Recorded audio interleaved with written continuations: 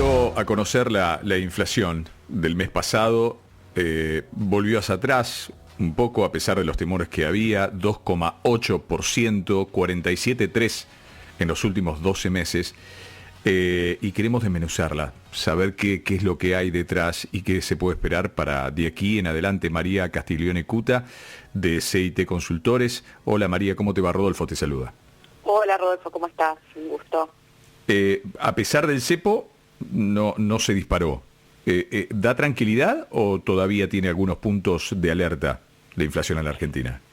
Bueno, este número 2.8 sin duda es un dato positivo, más allá de que objetivamente sigue siendo un número de inflación alta, está muy lejos de lo que algunos preveían y sobre todo incluso más bajo, casi un punto porcentual por debajo de la inflación del mes de marzo, que tuvo condimentos muy particulares, además de ser un mes estacionalmente de alta inflación, que estuvo vinculado a toda esta especulación y ruido que hubo mientras se terminaba de conocer la información sobre el acuerdo con el Fondo Monetario y cómo iba a ser el nuevo régimen cambiario, ¿no?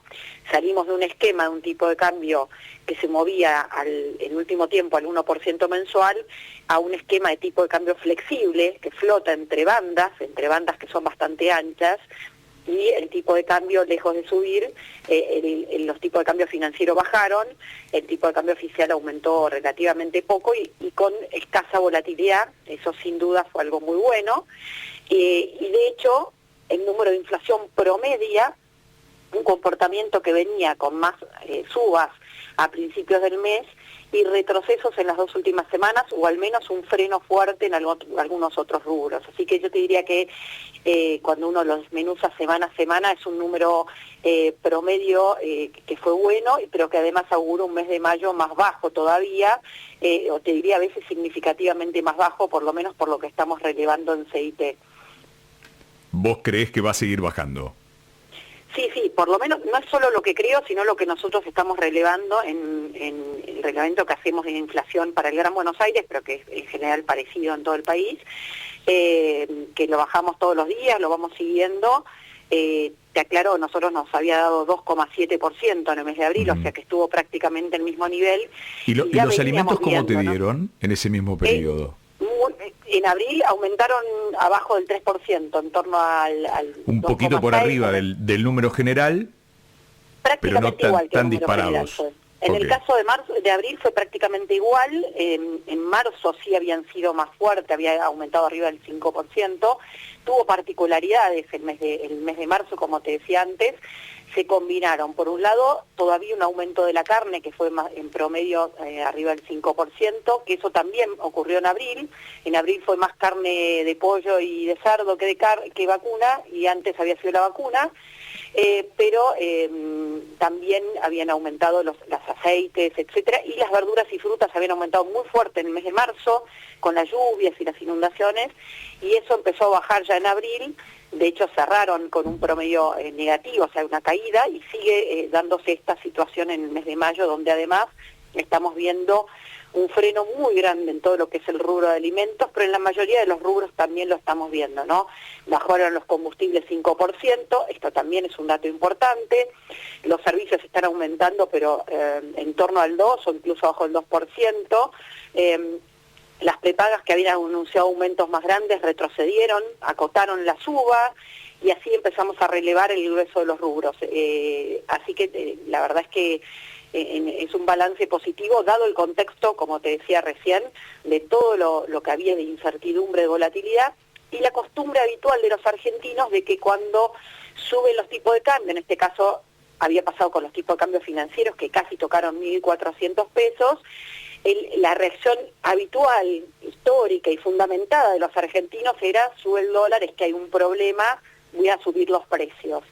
Y en realidad esa reacción habitual que pasaba era más bien un reflejo del problema que había monetario, es decir, claro, de que se inyectaban más pesos de lo que la gente quería, y eso terminaba provocando inflación. Esa inyección de pesos estaba ligada al déficit fiscal, gobiernos que habitualmente ya no tenían cómo financiarse y le pedían al Banco Central.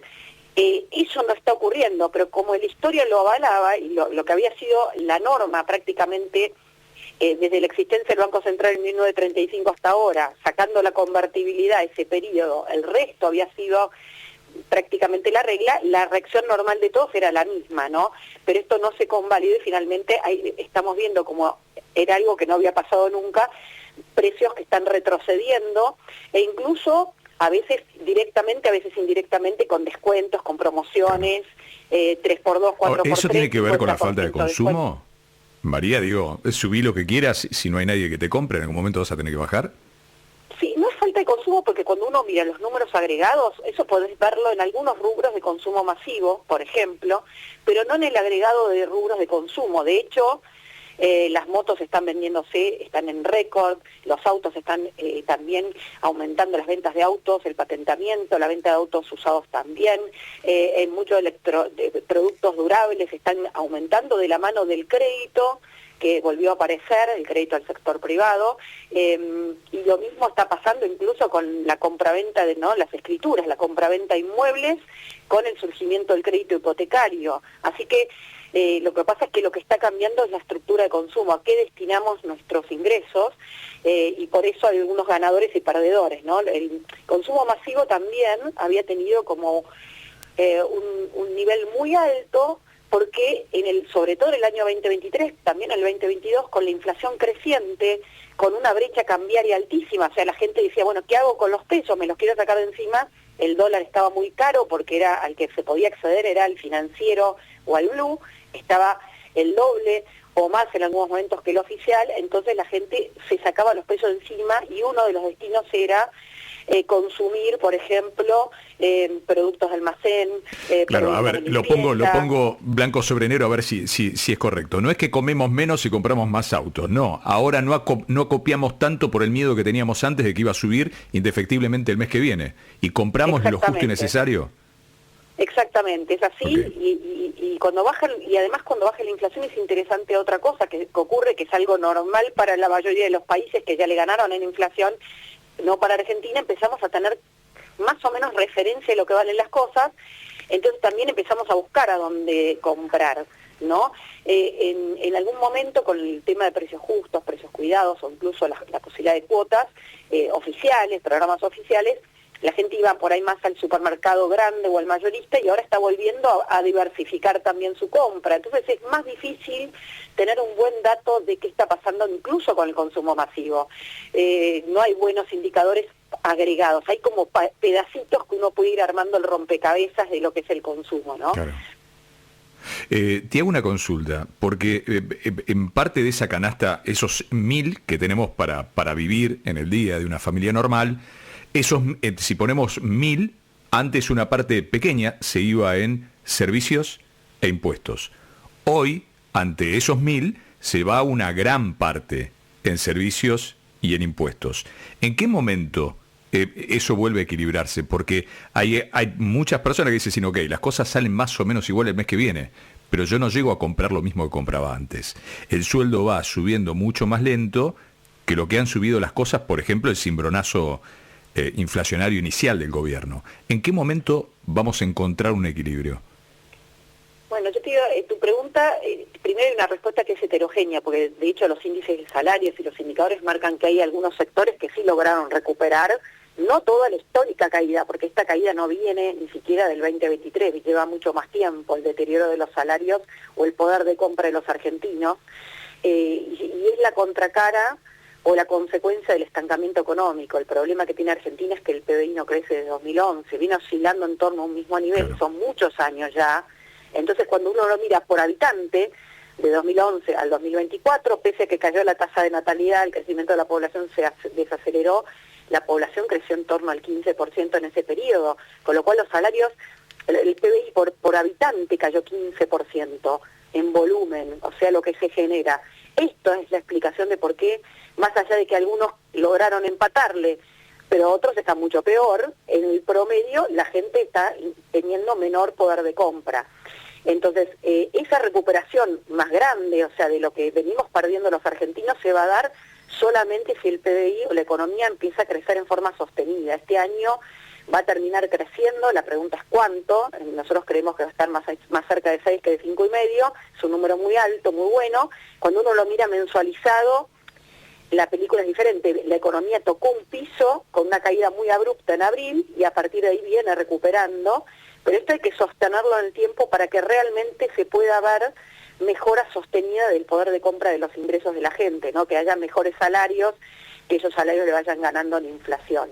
Pero la clave acá, el punto de partida es que la inflación siga bajando, si no, no hay manera de que se gane esta pelea, esta carrera, no más allá, como te decía, de que cuando uno mira las estadísticas de salarios o de algunos rubros, vienen recuperando el salario real, más allá de que en marzo de este año retrocedieron porque hubo un pico de inflación. En mayo nosotros estamos viendo, por el contrario, una inflación que puede estar más cerca de 2%, te diría más cerca de 2%, puede estar un poquito arriba de 2%, un poquito abajo de 2%, pero viene muy tranquila, por lo menos hasta esta primera mitad de mayo, y obviamente eso va a colaborar en este proceso, pero no es algo lineal. Pero como te decía antes, la clave acá es que la economía pueda crecer. Para que pueda crecer, el punto de partida es que la inflación no solo baje, sino que sea percibido como permanente. Para eso la clave es que se sostenga el equilibrio fiscal, dado que el país de Argentina no tiene crédito, entonces el gobierno tiene que pagar las cuentas y los intereses con sus recursos. Esto es la clave para asegurarnos de que no va a haber emisión monetaria para financiar el fisco. Punto de partida. La segunda es que se siga avanzando en reformas que ayudan a dar un horizonte cada vez más largo en Argentina para que haya proyectos de inversión que llevan tiempo, pero que son la clave. Y Argentina, la buena noticia es que tiene una enorme cantidad de sectores que son en donde es muy competitiva, que no solo generan divisas, sino que generan también oportunidades.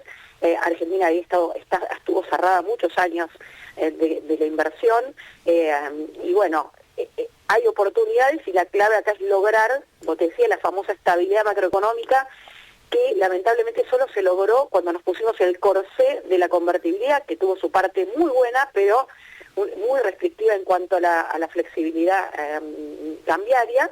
Hoy estamos en un esquema diferente.